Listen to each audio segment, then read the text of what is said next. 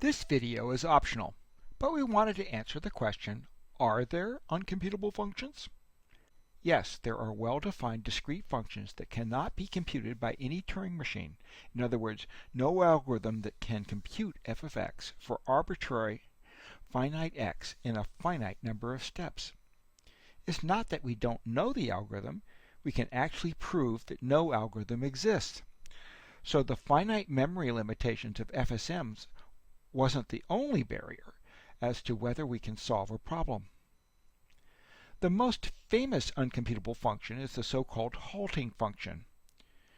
When Turing machines undertake a computation, there are two possible outcomes. Either the Turing machine writes an answer onto the tape and halts, or the Turing machine loops forever.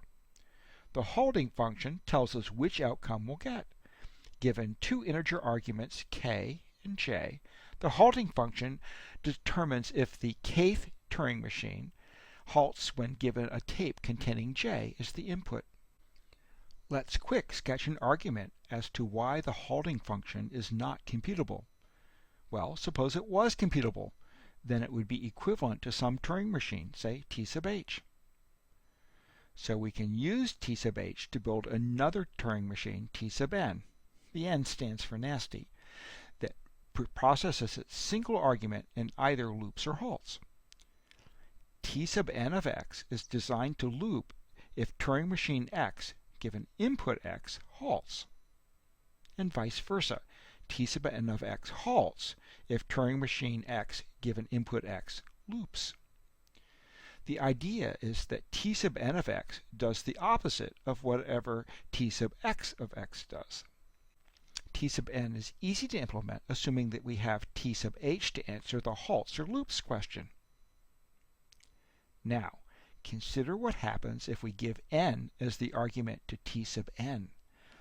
From the definition of t sub n with the argument of n will loop if the halting function tells us that t sub n with the argument of n halts. And t sub n with the argument of n will halt if the halting function tells us that t sub n with the argument n loops. Obviously, t sub n of n can't both loop and halt at the same time.